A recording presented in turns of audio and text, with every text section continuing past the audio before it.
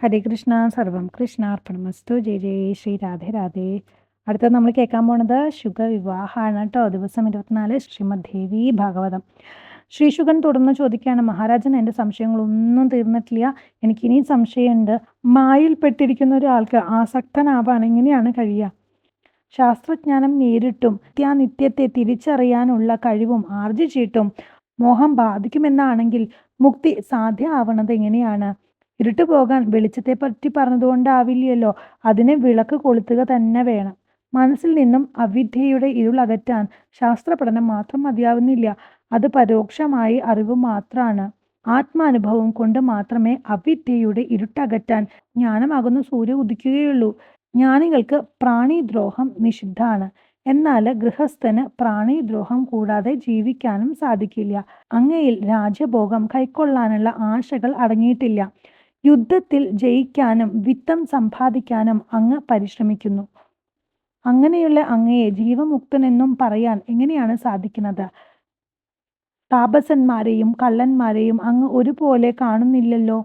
തൻ്റെ, അന്യൻ്റെ എന്നിങ്ങനെയുള്ള വിവേചനം അങ്ങേക്കുണ്ട്. അപ്പോൾ അങ്ങ് വിദേഹനാവുന്നത് എങ്ങനെയാണ്? നാനാ സ്വാദുകൾ, ശുഭാശുഭങ്ങൾ ഇവയെല്ലാം അങ്ങേക്ക് ഒരുപോലെയാണോ?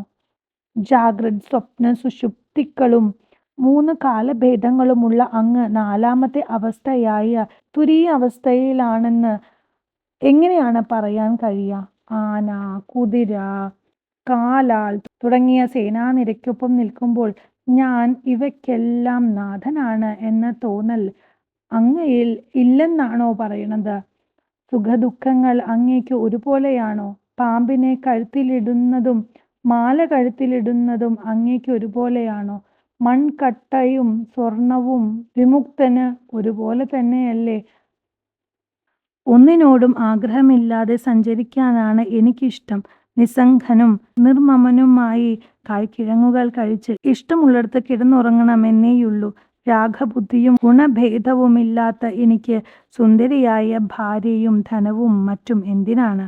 വൈവിധ്യമാർന്ന രാഗബുദ്ധി വെച്ചു പുലർത്തുന്ന അങ്ങ് വിമുക്തനാണെന്ന് പറയുന്നത് വെറും പൊങ്ങച്ചമല്ലേ എന്ന് ഞാൻ സംശയിക്കുകയാണ്. ശത്രു, ധനം, സൈന്യം ഇങ്ങനെ പലതിനെക്കുറിച്ചും ചിന്തിക്കാതെ രാജാവായി ജീവിക്കാൻ സാധിക്കുമോ? അങ്ങയുടെ കുലത്തിൽ പിറന്നവർക്ക് വിദേഹർ എന്ന കുലനാമം വെറുതെ കിട്ടുന്നതാണ് എന്ന് തോന്നുന്നു. അതിൽ കാര്യമൊന്നുമില്ല. വിദ്യാഭ്യാസം തൊട്ടു തീണ്ടാത്തവന് വിദ്യാധരൻ എന്ന പേരും, ദരിദ്രന് ലക്ഷ്മീധരൻ എന്ന പേരും, അന്ധന് ദിവാകരൻ എന്ന പേരുമൊക്കെ നാട്ടുനടപ്പാണല്ലോ ഇപ്പോൾ. അങ്ങയുടെ കുലവാസികൾ കർമ്മത്താലല്ല, വെറും നാമത്താൽ മാത്രമാണ് വിദേഹരായവർ. അങ്ങനെയൊക്കെ ഞാൻ സംശയിക്കുന്നു. അങ്ങയുടെ കുലത്തിൽ ഉണ്ടായിരുന്ന നിമി ചക്രവർത്തി ഒരിക്കൽ യാഗം ചെയ്യാനായി കുലഗുരുവായ വസിഷ്ഠനെ ക്ഷണിച്ചു. എന്നാൽ ആ സമയം ദേവേന്ദ്രൻ മറ്റൊരു യജ്ഞത്തിനായി മുനിയെ വിളിച്ചിട്ടുണ്ടായിരുന്നു.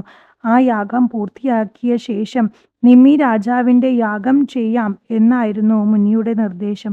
എന്നാൽ നിമി മറ്റൊരാളെ കൊണ്ട് യാഗം നടത്തിച്ചു. ഈ വാർത്ത കേട്ട് കോപിച്ച മുനി, ഗുരുനിന്ദകനായ നീ നിലം പതിക്കട്ടെ എന്ന് രാജാവിനെ ശപിച്ചു. അങ്ങയുടെ ദേഹവും വീണു പോകട്ടെ. വിദേഹൻ ആയ രാജാവ് മുനിയെ ശപിച്ചു അത്രേ. അതെങ്ങനെ സാധിക്കും? ഇതെല്ലാം വെറും ഒരു തമാശയായി തോന്നുന്നു. ഇതെല്ലാം കേട്ട് വെറും പുഞ്ചിരിയോടെ നിൽക്കുകയാണ് ജനകൻ. ജനകൻ പറഞ്ഞു, അങ്ങ് പറഞ്ഞതിൽ സത്യമുണ്ട്. എന്നാൽ ഗുരുവായ വസിഷ്ഠന്റെ വാക്കുകൾ വില കൽപ്പിക്കണമല്ലോ. പിതാവിനെ പിരിഞ്ഞു കാട്ടിൽ പോകാൻ അങ്ങ് ആഗ്രഹിക്കുന്നു. അതും ഒരുവിധം സംഘം തന്നെ, മൃഗങ്ങളോടാണെന്ന് മാത്രം. പഞ്ചഭൂതങ്ങളുമായ സംഘം കൂടാതെ ആർക്കെങ്കിലും എവിടെയെങ്കിലും വാഴാൻ പറ്റുമോ? ഇന്നത്തെ ആഹാരം എവിടെ നിന്ന് കിട്ടും എന്ന ചിന്തയെങ്കിലും ഇല്ലാതെ പറ്റുമോ? ദണ്ടും മാന്തോലും കൂടാതെ കഴിയില്ലല്ലോ. അതുപോലെയൊക്കെ മാത്രമേയുള്ളൂ എൻ്റെ രാജ്യകാര്യവും. രാജ്യചിന്ത എന്നിലുണ്ടായെന്നും ഉണ്ടായില്ലെന്നും വരാം. ഞാൻ ഇതിലൊന്നിലും വ്യാകുലനല്ല. അങ്ങയിൽ ശങ്കയും തെറ്റിദ്ധാരണയും നിറഞ്ഞിരിക്കുന്നു. അവ തീർക്കാനായി അങ്ങ് ഇത്ര ദൂരം യാത്ര ചെയ്തു. എന്നാൽ എന്നിൽ അവയില്ല. തീർത്തും സംശയരഹിതനായാണ് ഞാൻ വർത്തിക്കുന്നത്. ഞാൻ സുഖമായി ഉണ്ണുന്നു, ഉറങ്ങുന്നു, ബന്ധനല്ലെന്ന ഉറപ്പിൽ എപ്പോഴും സുഖിയായി കഴിയുന്നു. എന്നാൽ അങ്ങോ സ്വയം ബന്ധനാണെന്ന് ചിന്തിച്ച് ദുഃഖിതനായി കഴിയുന്നു. അങ്ങയിൽ നിന്നും ആ ശങ്ക ദൂരെ കളയൂ. ഈ ദേഹം എന്റേതാണെന്ന തോന്നലാണ് ബന്ധനം. ദേഹം, രാജ്യം, ധനം ഇവയൊക്കെ എന്റേതല്ല എന്ന ഉറച്ച ബോധമാണ് മുക്തി. സുതൻ തുടർന്നു. ജനകന്റെ മറുപടി കേട്ട് സംപ്രീതനായി ശുഗൻ വ്യാസന്റെ അടുത്തേക്ക് തിരിച്ചുപോയി. ആലിംഗനത്തോടെ പുത്രനെ കുലശം ചെയ്തു എന്നാ പറയണത്. ജനകരാജാവിന്റെ അവസ്ഥ കണ്ട് സംപ്രീതനായ ശ്രീശുഗൻ വേദവിത്തായ അച്ഛനുമൊത്ത് ആശ്രമത്തിൽ കഴിഞ്ഞു. സുന്ദരിയും സുഭഗയുമായ പിംബരിയെ ശുഗൻ സഹധർമ്മിണിയാക്കി. അവളിൽ കൃഷ്ണൻ, ഗൗരപ്രഭൻ, ഭൂരി, ദേവശ്രുതൻ എന്നീ പുത്രന്മാരും കീർത്തി എന്നൊരു പുത്രിയും ഉണ്ടായി. കീർത്തിയെ വിഭ്രജന്റെ പുത്രനായ അണുഹനുവിനെ വിവാഹം ചെയ്തു നൽകി.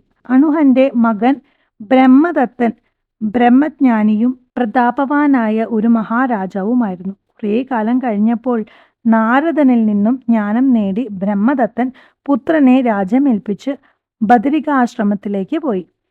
പിതാവിനെ വിട്ടു ശ്രീശുഖനും സംഘം ഉപേക്ഷിച്ചു കൈലാസത്തിലേക്ക് മുകളിലേക്ക് പോയി. അവിടെ മഹാധ്യാനത്തിൽ മുഴുകവേ ഉത്കൃഷ്ടമായ ഏതോ സിദ്ധിയിൽ അദ്ദേഹം പർവ്വതത്തിനു മുകളിലേക്ക് ഉയർന്നുപോയി. രണ്ടാമതൊരു സൂര്യൻ ഉദിച്ച പോലെ ആകാശത്ത് അദ്ദേഹം പ്രജ്വലിച്ച് നിലകൊണ്ടു. ശുഗന്റെ കുതിപ്പിൽ ഗിരിശൃംഗം രണ്ടായി പിളർന്നുപോയി.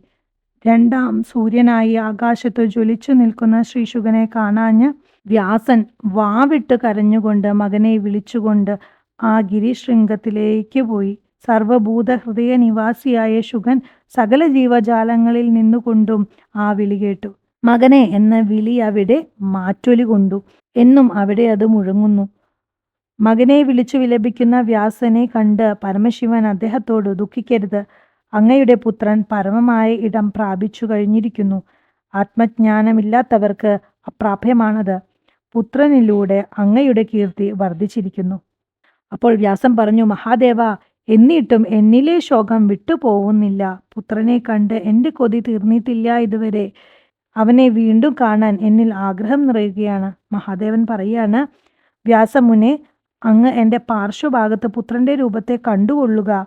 അങ്ങനെയെങ്കിലും ശോകം അടങ്ങട്ടെ. സൂതൻ മുനിമാർക്ക് പറഞ്ഞു കൊടുക്കാണ്. അങ്ങനെ വ്യാസനെ അനുഗ്രഹിച്ചിട്ട് പരമേശ്വരൻ അന്തർധാനം ചെയ്തു എന്നാണ്. വ്യാസൻ അപ്പോഴും പുത്രവിരഹത്തില് ദുഃഖിതരായിട്ട് അങ്ങനെ സ്വന്തം ആശ്രമത്തിൽ ഇരിക്കുകയാണ്. വൃഷ്ടിദേഹത്തെ സമഷ്ടിയിൽ വിലയിപ്പിച്ചതിനാൽ ശ്രീശുഗൻ വിളി കേട്ടത് സർവവ്യാപകമായ പ്രകൃതിയായാണ്. ഇനി അടുത്ത ദിവസം നമുക്ക് ശുഗ നിർഗമം കേൾക്കാം. സർവം കൃഷ്ണാർപ്പണമസ്തു. ജയ ജയ ശ്രീ രാധേ രാധേ.